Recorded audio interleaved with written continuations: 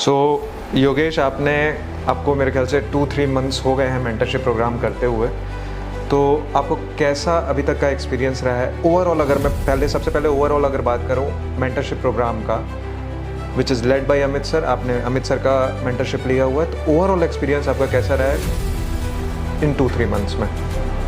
Sir मेरा experience बहुत अच्छा रहा है कि मुझे मेंटरशिप ज्वाइन करने से पहले डिलेमा रहता था कि मैं क्या करूं क्या ना करूं। तो सर ने एक गाइडेंस दिया, एक ब्लूप्रिंट बना के मुझे दिया और मेरी स्ट्रेटजी डेवलप की, मेरे साथ 1-to-1 बैठे। तो मुझे लगा कि उन्होंने मेरी बहुत मेरे हिसाब से, जैसे मैं एक डिलेमा में रहता था, कि उसमें मेरी जर्नी में बहुत इम्पोर्टेंट रोल प्ले किया है सर। जैसे अगर मैं ये पूछूं कि आपको क्लास के अलावा मेंटरशिप का आपको क्यों लगा कि आपको ज़रूरत है? सर क्योंकि सर मुझे लगता है कि यहाँ पे हम खुद की मिस्टेक्स कई बार पहचान नहीं पाते हैं कि हम क्या मिस्टेक्स कर रहे हैं। तो एक सीनियर फैकल्टी आपको अगर कोई बताता है, एक्सपीरियंस बताता है कि वो आपकी मिस्टेक्स को पॉइंट आउट करता है, वो आपको कहता है कि नहीं ये गलत है, कि आपको इसको सही करना चाहिए। तो मुझे मेरा मोस्टली यही था कि अगर मैं कोई मिस्टेक्स करता हूँ और वो बाद में मल्टीप्लाई हो जाती हैं, तो मेरे हिसाब से वो एक बड़ा इफेक्ट प्ले करता है सर। मतलब कि आप ये कहना चाह रहे हो कि जैसे अगर क्लास में मान लो 50-60 स्टूडेंट्स है, तो हम यूजुअली भीड़ में जब होते हैं तो हमारा मिस्टेक्स हम आइडेंटिफाई नहीं कर पाते, हमको ऐसा लगता है कि सब चीज़ सही चल रहा है, बट कुछ जो लैक्यूना रहता है that is identified by the mentor, है ना? ये आपको लगता है। तो आपका जब मेंटरशिप प्रोग्राम स्टार्ट हुआ, कौन से सब्जेक्ट के साथ स्टार्ट हुआ था? सर मेरा स्टार्ट हुआ था ज्योग्राफी एंड इकोनॉमिक्स के साथ। ज्योग्राफी और इकोनॉमिक्स आपने कितने मंथ्स में ज्योग्राफी एंड इकोनॉमिक्स कवर किया? सर मेरा ढाई महीने में कंप्लीट हुआ है सर। ये दोनों सब्जेक्ट आपके 2.5 महीने में कंप्लीट हुए हैं। इसमें आपको अमित सर ने पूरा scheduling, how to approach at what type of questions, मतलब अप्रोच बेसिकली अमित सर ने आपको कैसे बताया कि क्या अप्रोच करना है? एक एग्जांपल अगर हम ले किसी भी सब्जेक्ट का, जैसे अगर आप ज्योग्राफी का एग्जांपल देके बताओगे कि सर ने स्टार्ट कैसे किया?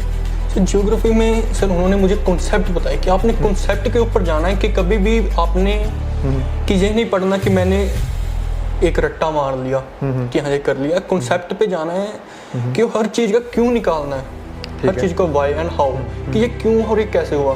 जैसे कि मैं एग्जांपल लेता हूँ इसका, मोस्टली प्लेट टेक्टोनिक्स का, कि सबको पता है कि प्लेट टेक्टोनिक्स मूव कर रही है, उससे लैंडफॉर्म्स क्रिएट हो रहे हैं और प्रोसेस चल रहा है। ठीक है कि पर उसके पीछे का क्या प्रोसेस है, वो क्यों प्लेट्स मूव कर रही हैं, उसके सी फ्लोर स्प्रेडिंग क्यों हो रही है, नीचे क्या है ऐसा कि वो कर रहा है, कि वो मुझे बहुत सर अच्छा लगा कि सर का पढ़ाया हुआ। ठीक है। आपने अगर इसी का फिर से ज्योग्राफी का ही मैं एग्जांपल लेता हूँ, कौन कौन से बुक्स रेफर करने के लिए बोला गया आपको अमित सर के पॉइंट ऑफ व्यू से? कैसे अप्रोच करने के लिए बोला गया क्वेश्चंस को? कैसे अप्रोच करने के लिए उन्होंने सजेस्ट किया आपको किसी पर्टिकुलर टॉपिक को? सो सबसे पहले अगर बुक से स्टार्ट करें, जैसे किस बुक्स पे, किस सेक्शन पे ध्यान देने के लिए बोला सर ने आपको? सर उन्होंने सबसे पहले मुझे एनसीईआरटी कहा, मेरा बेसिक रिसोर्स आपका एनसीईआरटी होएगा। तो उन्होंने फिजिकल ज्योग्राफी के लिए मुझे जीसी लियोंग प्रेफर की। मैंने जीसी लियोंग के मेरे साथ बहुत कॉन्सेप्ट क्लियर हुए मेरे जीसी लियोंग से। और उन्होंने फिर इंडियन ज्योग्राफी पे जब मैं आया तो उन्होंने एनसीईआरटी ही सफिशिएंट हैं, उन्होंने यही कहा था सर। बिल्कुल। तो इसको आपने फिर क्वेश्चंस में कैसे इनकॉर्पोरेट किया?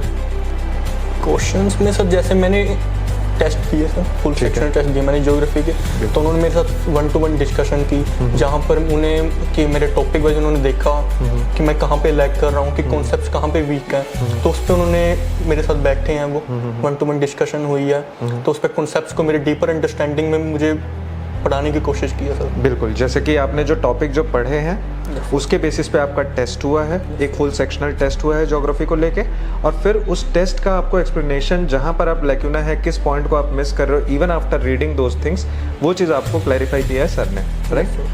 फिर उसके बाद अगर हम होलिस्टिकली देखें ज्योग्राफी को, अगर हम होलिस्टिकली देखें, एग्जाम्पल अगर लेते हैं, तो आपने सबसे पहले ज्योग्राफी के बेसिक बुक्स रीड किए, क्लासेस आपकी ज्योग्राफी की कंप्लीट हो रखी थी, तो आपने उसको नोट्स में कंसोलिडेट भी किया होगा, ठीक है? एग्जांपल्स भी कंसोलिडेट किए होंगे, उससे रिलेटेड टेस्ट भी दिए।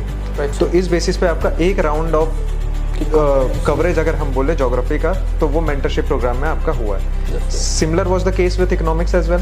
Yes sir, similar it was with the economics. मेरे इकोनॉमिक्स मैंने क्लासेस लगाई हुई थी, तो मैंने स्टैंडर्ड बुक से स्टार्ट किया था। स्टैंडर्ड बुक्स में जो मैंने जो फुल सेक्शनल टेस्ट दिया इकोनॉमिक्स का भी, तो जहाँ जहाँ मुझे लगता था कि मैं ऐड ऑन कर सकता हूँ, सर ने मुझे ऐड ऑन करवाया मेरे नोट्स में पर्सनली बैठ के कि हाँ आपको ये चीज़ ऐड ऑन करनी चाहिए, ये आपके लिए आप एग्जाम्पल्स दे सकते हो, कंक्लूजन वगैरह। मैंने जब आंसर राइटिंग की तो सर मुझे लगा कि वो बहुत बेनिफिशियल है मेरे लिए।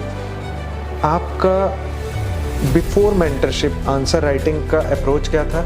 आफ्टर मेंटरशिप आप आंसर राइटिंग का अप्रोच क्या रहा है? क्या चेंजेस आपको देखने को मिले?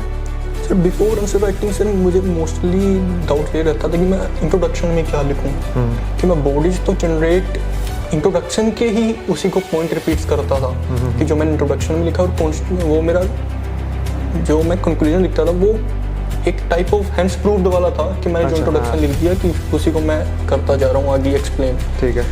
तो सर ने तो मुझे एक लिखा कि आपने जब इंट्रोडक्शन लिखना है कैसे कॉम्प्रिहेंसिव लिखना है, कैसे उसको करंट के साथ लिंक करके लिखना है। तो वो मुझे बहुत अच्छा लगा कि सर ने मुझे एक गाइडेंस थी आंसर राइटिंग की कि कैसे एक वेल स्ट्रक्चर आंसर होता है। एग्जैक्टली। तो थोड़ा सा स्ट्रक्चर के बारे में बताइए कि जैसे जब आंसर का स्ट्रक्चर आप देख रहे हो, है ना, आप पहले कैसे आंसर्स को स्टार्ट करते थे? क्वेश्चन देखते ही आप क्या सोचते थे? और आफ्टर मेंटरशिप या जो आपका मेंटरशिप अभी चल रहा है, उस बेसिस में आपका क्वेश्चन को आइडेंटिफाई करने का तरीका चेंज हुआ है क्या?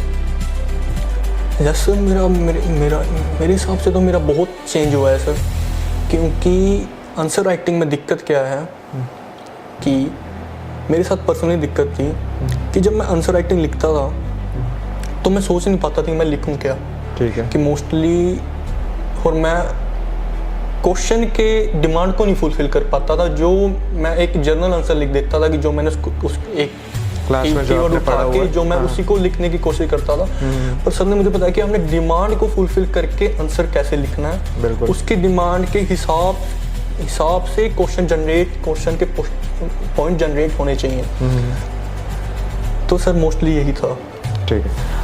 अमित सर ने आपको कैसे डेली रूटीन को एक मैनेज करने के लिए अलोंग विद क्लास, उसके लिए क्या प्लान अमित सर ने आपको सजेस्ट किया कि क्योंकि ये तो एक पर्सनल प्लान है ना, और कस्टमाइज्ड प्लान है कि आपके लिए अलग होगा, किसी पर्टिकुलर स्टूडेंट के लिए अलग होगा। आपको अमित सर ने कैसे सजेस्ट किया how to go with the day and how to plan your routine, कौन से सब्जेक्ट्स कैसे करने, इसमें आपको कैसे हेल्प किया अमित सर ने? जब सर मैं मेंटरशिप मैंने फर्स्ट ज्वाइन की थी तो सर ने सबसे पहले मुझे बिठा के मेरा रीडिंग स्टाइल देखा था कि आप पढ़ते कैसे हो। ठीक है। कि वो उन्होंने देखा कि पढ़ते कैसे हैं, कि वो एक यूपीएससी के हिसाब से रीडिंग सही है कि नहीं है। ठीक है। तो वो मुझे अच्छा लगा सर। उसके बाद सर जैसे जैसे तो कुछ ऐसा लेकिन लग रहा था सर को कि आपके रीडिंग स्टाइल में कुछ गड़बड़ है?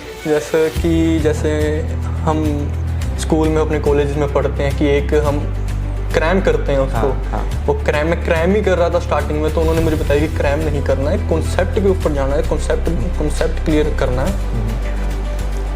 उसमें मुझे हेल्प लगी। और सर जो मेरा उन्होंने टाइम टेबल बनाया वो एक मेरे हिसाब से पर्सनली मुझे लगा कि बहुत सही था, कि उन्होंने मेरा पर्सनली देखी कि इसमें क्या दिक्कत आ सकती है।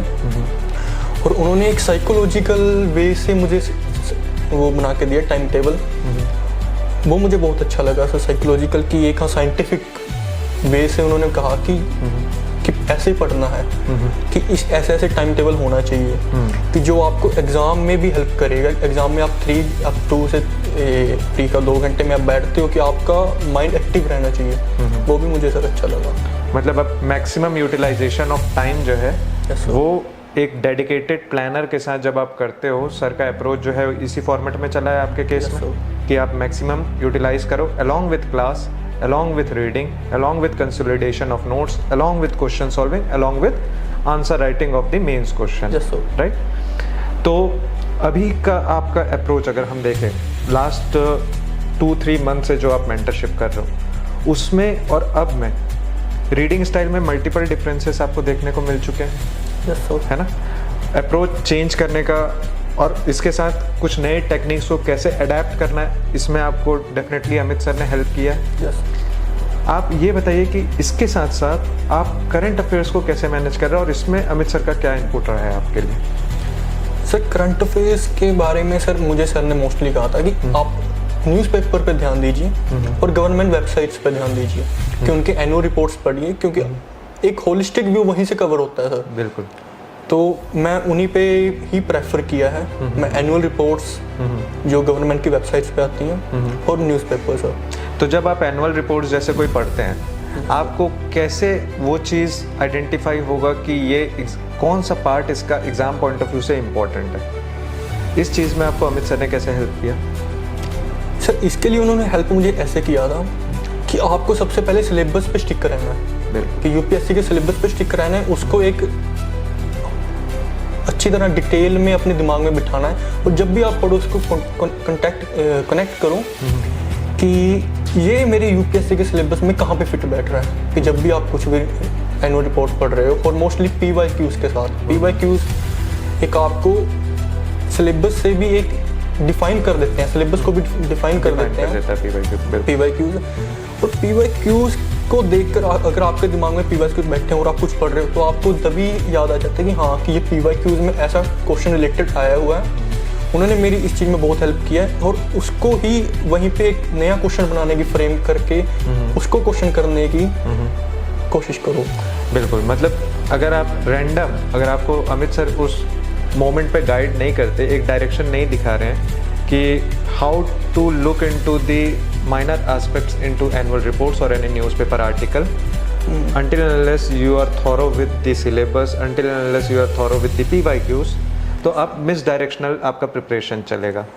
So from that point of view mentorship का ओवरऑल एनालिसिस अगर आपके पॉइंट ऑफ व्यू से करें तो फिर क्या लगता है? सर मेरे हिसाब से तो एक एस्पिरेंट के लिए मेंटरशिप मस्ट है। ओके। कि जितना मेरी स्टडीज़ में इम्प्रूवमेंट हुई है कि मैं कह सकता हूँ कि मेंटरशिप ज़रूरी है। और एक गाइड मेरे हिसाब से हमारी लाइफ में होना ही चाहिए, चाहे यूपीएससी में चाहे बाहर हो सर, कि जो आपको सही राह पे रखे। और यूपीएससी पहले ही इतना मुश्किल एग्जाम कह सकते हैं because of vastness of the syllabus, कि यहाँ पे ऑफ द ट्रैक जाना बहुत आसान है। कि स्टूडेंट ऑफ द ट्रैक बिल्कुल आसानी से चले, तो उसको ट्रैक पे रखने के लिए एक मेंटरशिप बहुत इंपॉर्टेंट है सर। बिल्कुल बिल्कुल। तो इसी पॉइंट के साथ मेंटरशिप प्रोग्राम के फर्दर आप में जो चेंजेस दिखाई देंगे with in next 2-3 months will come back sir. ठीक है, okay sir, thank you. Thank you.